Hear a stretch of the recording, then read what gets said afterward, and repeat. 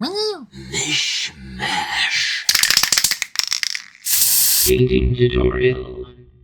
Hello, it's Mishmash, and today I am back with another quick and easy tutorial on the Adeptus Custodes. This was a request shouted out by Uncle Sam, who is a good friend of mine and a collaborator of the channel. It would mean a lot to me if you went over and checked out his channel after the video. But I think there's been enough talk and we should get right into it. Let's go.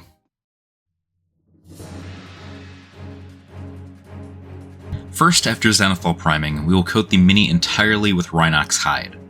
I'm using an airbrush to apply this, but you can easily do this with a regular brush. Immediately after, we're going to be using glorious gold, and the reason I'm using an airbrush in this tutorial is for this paint exactly. This paint applies kinda messy with a brush by itself, so I would definitely use an airbrush if you have the option. Airbrushes are becoming increasingly affordable due to the interest in the hobby, so I would absolutely implore any newcomers to try one out. As you can see here, they call it glorious gold for a reason. I think this looks awesome just by itself, and it helps that we used a brown undertone to make it really pop. Switching gears, we're going to be applying baal red to the little head tassel thing. All you have to do is just one nice coat, just get it all around, and let it dry for a while. This color by itself really could just be all that you do, but we're going to do a little bit more as time goes on.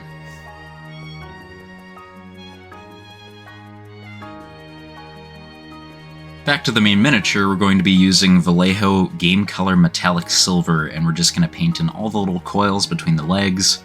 Anything that pops out as any sort of metallic beyond the gold. We're going to be doing the sword as well, and the little underside to his chest plate, as well as his face. I will warn you now, you will need to be very, very neat when painting this miniature, especially on glorious gold. I believe glorious gold overall is a superior color to retributor armor, but if you're not confident in your ability to not, spill every now and then, and hey, that's okay, I would use retributor armor instead. Especially after using an airbrush, I find glorious gold kind of hard to patch up.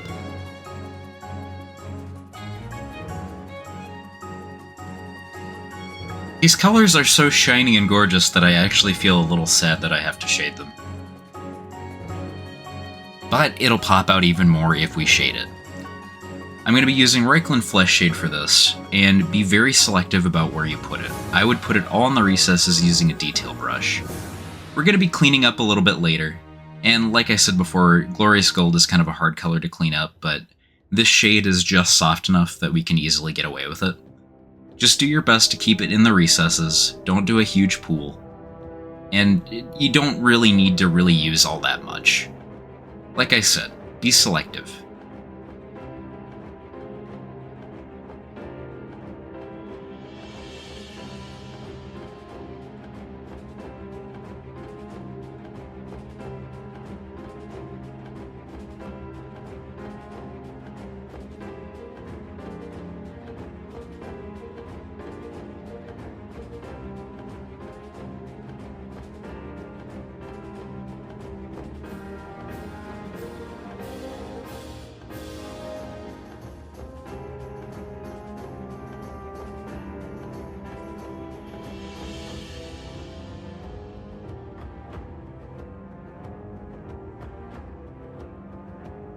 Next, we'll be shading the silver using nuln oil. We'll be using the detail brush to apply this, as the silver is obviously far less prevalent than the gold, and always remember the golden rule of less is more. If there's one mistake I see new painters do the most, it's the application of too much shade. Too much shade can honestly hinder miniature's quality far more than a thick base coat, because a thick base coat can be easily removed via stripping. If you're messing up shading, you've obviously put a lot more work into the model, and you'll be costing yourself way more time if you're not patient. Just remember, painting is a core part of wargaming. Now, I don't typically wargame, but I've yet to meet anyone that puts a lot of time and effort into painting their miniatures that is upset that they did so. Typically, when you put time and effort into something, it will turn out well. Even if it isn't spectacular, it's still going to look pretty good. Like I said earlier, we're going to be reapplying a little glorious gold on the raised edges. I want to re-establish that shiny finish we kind of lost in the shading process, and be sure to follow along if you do so. You can paint your miniatures however you want, but I feel that Custodes shouldn't be weathered and dirtied down. I feel like it completely defeats the purpose of the army. Which, I feel like I'm not spouting any new opinions here. I feel like that's a very general consensus, but hey, I want you to paint your miniatures however you want to paint them. They're your guys, remember that.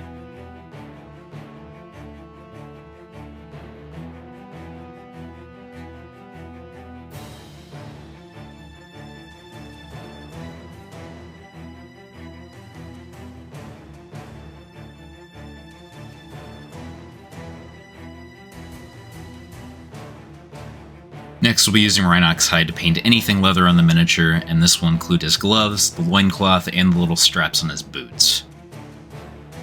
Just be sure to watch out for the Aquila symbol on the gauntlets. You won't want to mess this part up.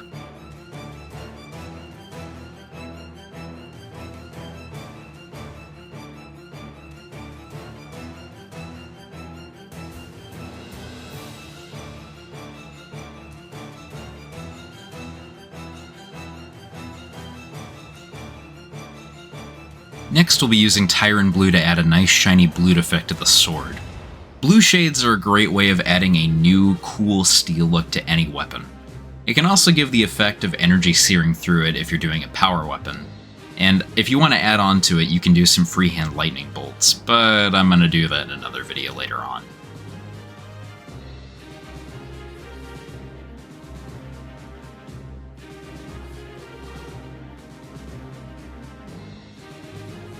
Next, we're going to be using caroburg crimson on the head tassel.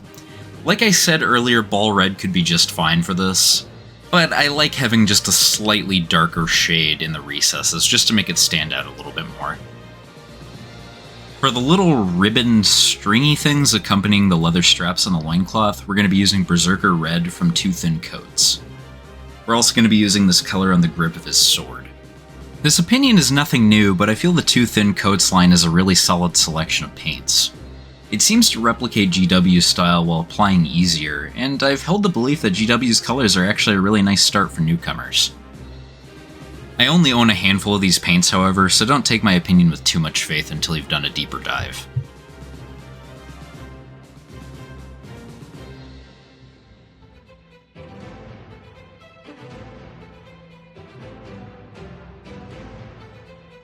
We're going to be using our metallic silver again, and we're going to be painting on the little rivets on the gloves and on the little buckles on the gauntlets.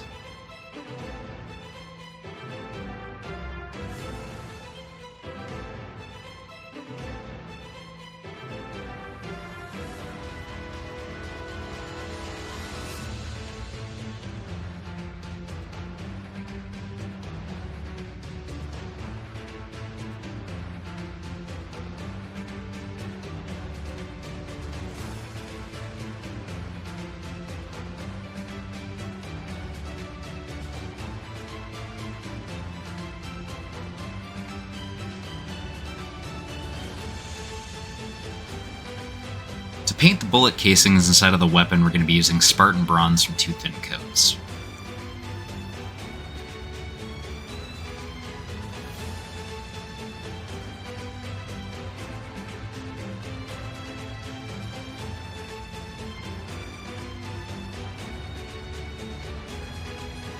After doing so, we're going to be establishing a nice highlight of the same metallic we used earlier, just over any parts that we used with nuln oil that might need a little touch-up.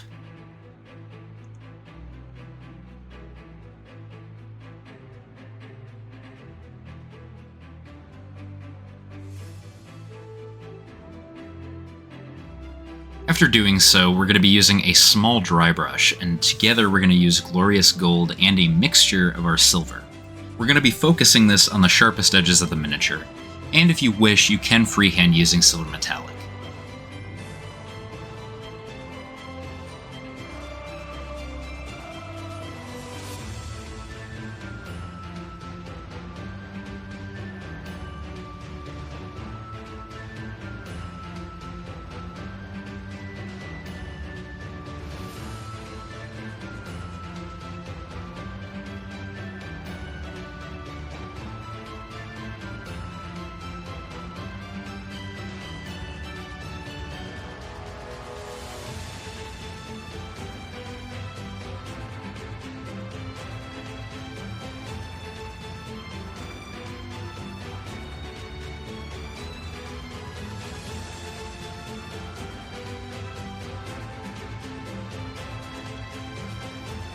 To paint the small tubes all around the miniature, we're just going to be using abaddon black.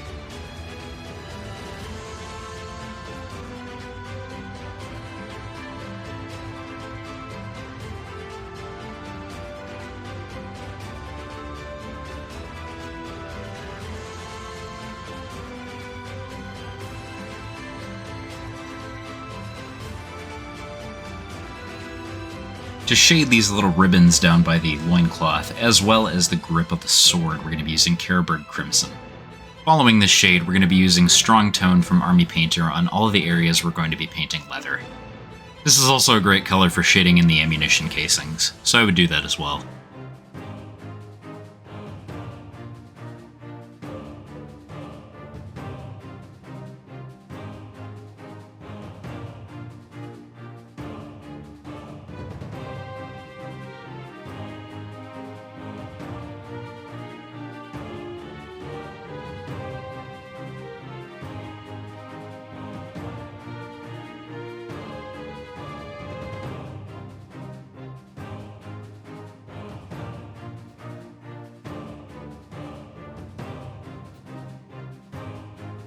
Using abaddon black, I'm painting on the gun barrels of the weapon, and I know it looks messy here, but over time I cleaned it up off camera. I don't really like drilling in gun barrels for miniatures. Next, for painting all the gems on the miniature, of which there are many, I used a 50-50 mix of Waystone green and soulstone blue.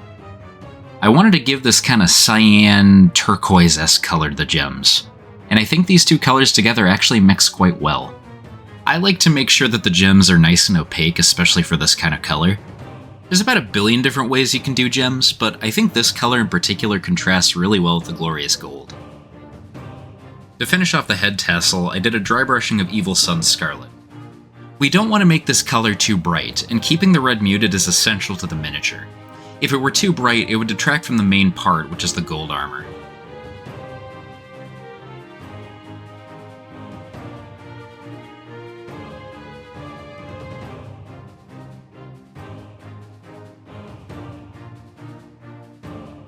Finishing off the tubes, I'm applying a simple highlight of dark gray from Vallejo model color.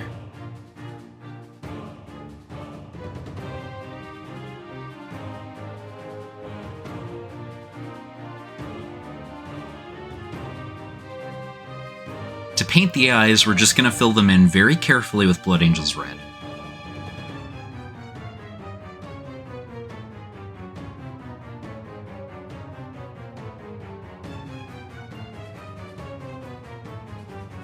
For the tassels, I'm going to be using a mixture of berserker red and wazdaka red, about 50-50. And once that's dry, we're going to be using pure wazdaka red on all the highest edges.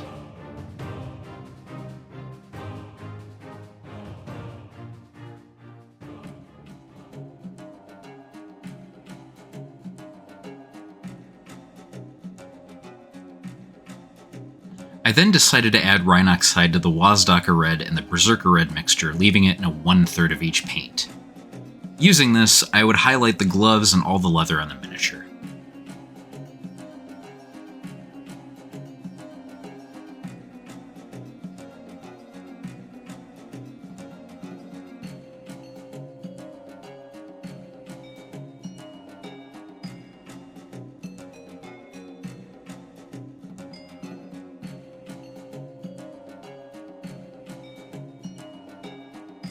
After this detail, I decided the mini was complete. I then decided to make a cheap, quick marble base, sanding it down flat and carving in the lines and cracks. The painting process was simply spray priming black and placing a gauze sheet over to obscure some of the base. I would then spray over it with Corax white, and just do it a few times over just so you can get a nice clean finish.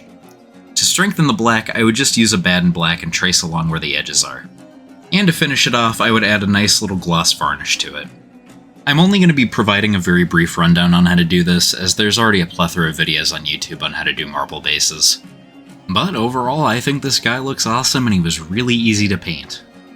Personally, I don't really care for the Adeptus Custodes in terms of their lore, but I really like how they look and painting them is fun. I do like that their army structure is relatively small, however. I much prefer kill teams and armies with low infantry counts, and that way I can save motivation and more space in my noggin for headcanon. Heya! I hope this video was helpful, as it was certainly a lot of fun to paint. I think simplistic tutorials are always helpful, so making something like this is something I'd like to do more often. I'll try my best to make more videos in this format using the newer miniatures of Warhammer. Typically, I paint whatever comes to mind, but I've noticed that there's a lot of new painters that are specifically getting into Warhammer right now. And there's plenty of ways that I feel I could make the start to their journey of painting a lot more easier, and just more fruitful long term. I'll continue to paint more miniatures in my pile of shame, and I'll paint things that are just something that catches my eye. But I feel to grow this channel and reach more people, I'm gonna have to paint miniatures that are more relevant to the majority of the hobby. I won't let this influence all my content, however, as I don't want to alienate the audience that is looking for more niche tutorials, and don't forget to ask if you need something. I just have several goals for this channel, and balancing them is something that I'm gonna have to be constantly readjusting to. I want you all to know how much I appreciate your viewership and your comments. This channel has been steadily growing, and I am incredibly grateful for the reception I've been receiving. This hobby means so much to me, and I wish to continue helping people as well as learning some awesome things along the way.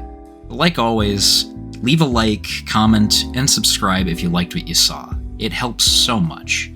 And don't forget to mishmash, kit bash, and paint some fantastic miniatures. And you're gonna. I promise. See ya.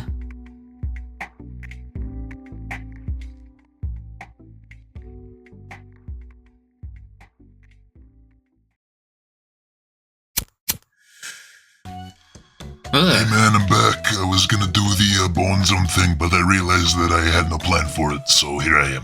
Sorry about that. No, I totally forgot too. You look way different. It's almost like the artist that draws me had no direction for my character, and he just decided, hey, let's just draw a funny skull guy. I mean, we're still gonna have to figure out something for you. I mean, otherwise, I don't know what the point of you being around here is. I mean, you got a good new redesign, but you know. I'll be a straw man guy. I'll just heckle you while you do your shit. I don't know, something. That just sounds incredibly annoying. I don't think people would want to watch that. You're not even the one painting. It's clearly a human being painting the stuff. You're just a face, just like me. What do you do around here, other than talk? Alright, cut deep, you got me. I concede. We'll figure something out over time. I don't think anyone actually really cares, so we'll just do. See? Alright, let's go get Arby's like I said we should do last time. Let's go get a bunch of sandwiches. Yeah, that sounds kind of bitchin' actually. Let's go.